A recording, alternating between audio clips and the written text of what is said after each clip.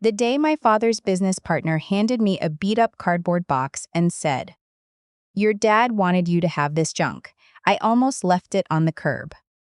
My stepmother was standing right there in the doorway of the house I grew up in. The house my father built before he ever met her, and she didn't even look up from her phone. "Just throw it out," she said. "We're already behind on the estate walkthrough." That box sat in the back seat of my car for 3 days before I opened it. I want to be honest about something. I was not the kind of person who fights back. I was the kind of person who sends polite emails and says no worries when they absolutely do have worries. I was 29 years old. I worked as a paralegal downtown, and I had spent the better part of the last 4 years watching my father get smaller and quieter in a house that didn't feel like his anymore. So when he died, a Wednesday in February unexpectedly, a cardiac event the doctor described with clinical efficiency, I didn't rage. I cried in my car in the hospital parking garage for 45 minutes, and then I drove home and fed my cat and didn't sleep. My stepmother sat at the dining room table with her son. Her son from her first marriage, a man I had met maybe 6 times, and a lawyer I had never seen before. Not my father's regular attorney. Someone new. Someone she had apparently retained. I didn't have my own lawyer. I didn't think I needed one. My father had always said things were taken care of. I assumed that meant a will, a clear plan, something straightforward. I was wrong about that. Or I thought I was wrong about that, which is different. The lawyer, a dry, efficient man who kept clicking his pen, explained that my father had died with a valid will, yes, but that the will named my stepmother as executor and primary beneficiary of the majority of the estate, including the house, the investment accounts, and the small construction business my father had spent 30 years building. I was named for a single line item, personal effects and sentimental belongings of no appraised monetary value. I sat there and said, "Okay," not because it was okay, because I didn't know what else to say. My stepmother's son barely looked at me. He kept scrolling on his phone under the table like a teenager, except he was 36 years old. Afterward, my father's business partner, a man named Ruben, who had worked alongside my dad for 22 years, pulled me aside on the front porch and handed me the box. He looked uncomfortable. He said, "Your dad left specific instructions with me that this was for you. He was pretty clear about it. Said you'd know what to do with it." I looked at the box. It was a copy paper box, the kind you get at an office supply store. The lid was taped down. "What's in it?" I asked. Ruben shrugged, but his eyes were careful. He didn't tell me to look. My stepmother appeared in the doorway behind us. "What is that?" "Just some things my dad left me," I said. She looked at the box the way you look at a stray cat you're not sure is dangerous or just annoying. "That's probably just old invoices or junk from the office. You can toss it. We're having the files digitized anyway." Then she went back inside. I put the box in my car. For 3 days, I drove around with it on my back seat. I'm not entirely sure why I waited. Maybe I was afraid of what wasn't in it. Maybe I was already grieving the version of the story where my father had just left me a box of old receipts and a note that said, "Sorry, kid." On the 4th day, I opened it at my kitchen table, with a cup of coffee going cold next to me. There was a layer of tissue paper on top.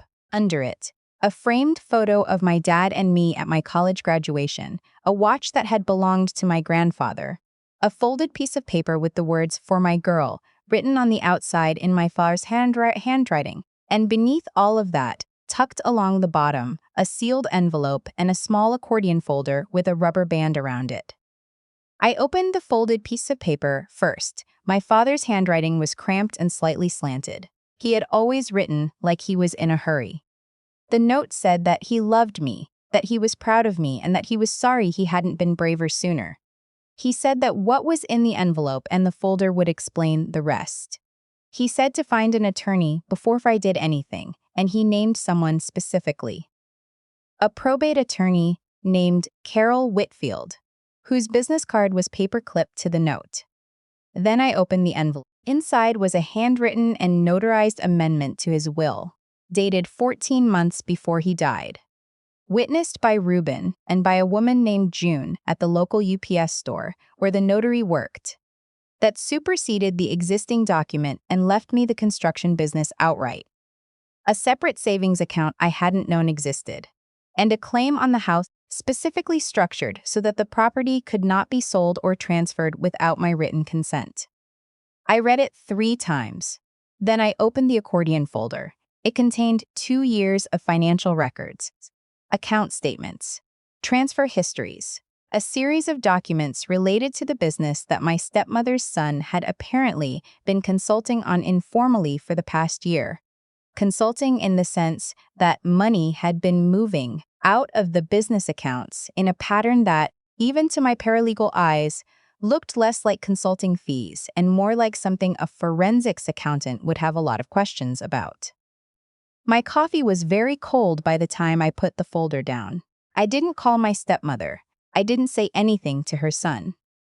I picked up my phone and I called Carol Whitfield. She answered on the second ring, and when I explained who I was and why I was calling, she said, "I've been expecting to hear from you. Your father called me 14 months ago. Come in tomorrow morning." Carol Whitfield was not what I expected.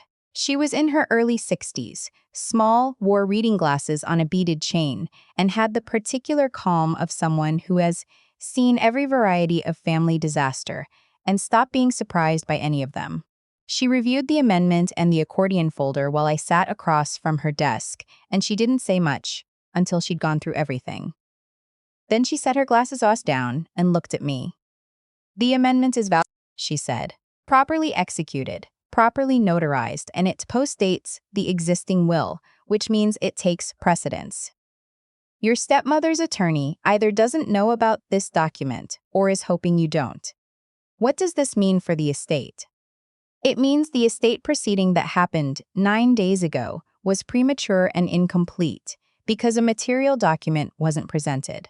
It also means," she tapped the accordion folder, "that we should talk about what's been happening with the business accounts. Because if what I'm looking at is accurate, there's a potential issue that goes beyond civil court." I felt something settle in my chest. Not anger. Exactly. Something colder and more focused than anger. "What do I do?" I asked. "Nothing," she said. "For now, you do absolutely nothing that signals you know any of this. You go home. You don't contact your stepmother. You don't contact her attorney. You let me file a motion to reopen the estate proceeding based on the discovery of a subsequent testamentary document, which is routine and will not immediately alarm anyone. And I'm going to make a call to a colleague who handles financial crime cases, because I want a second pair of eyes on these records before we decide how to handle them." I went home. I fed my cat. I did not sleep well for the next 2 weeks, but I did not call my stepmother. Here is what I learned later, in pieces, as things unfolded. My stepmother and her son had been planning to liquidate the business. Not in any obvious way. They had already approached a private equity firm that specialized in acquiring small construction companies. The deal they were structuring would have transferred the business at a price significantly below market value to a company that, it turned out, a financial investigator had some interest in examining more closely. The money that had been moving out of the business accounts was not, in fact, going to consulting fees. It was going somewhere that required a forensic accountant and eventually a federal investigation to fully trace. My father had known something was wrong. He hadn't known the exact shape of it. He was a builder, not a forensic accountant. But he'd felt it the way you feel a structural problem in a building before you can see it. He'd moved what he could protect into that amendment, named me specifically in a way that created a legal roadblock they hadn't anticipated, and given Ruben explicit instructions to make sure the box got to me personally, smashed through the estate, not through any attorney, Hugh, directly to my hands. He couldn't fight it openly. He was sick by then more than I knew, so he built a trap and hid it in a copy paper box. Carol's motion to reopen the estate proceeding was filed on a Tuesday. By Thursday, my stepmother's attorney had called Carol's office twice. By the following Monday, they had retained a second attorney. 2 weeks after that, The financial investigator's colleagues arrived at the business offices with paperwork. I want to describe what happened next carefully, because it's not what you might imagine. There was no dramatic confrontation. There was no moment where I stood in a doorway and delivered a speech. My stepmother called me exactly once, and when I answered, she said, in a voice that was very controlled, that she thought we could work this out between us privately and I should call off my attorney. I said I would pass that along to Carol.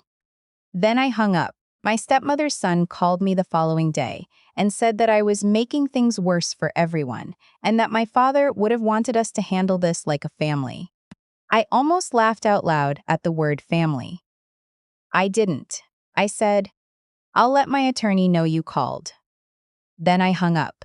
That was the last time either of them spoke to me directly. The estate proceeding was reopened.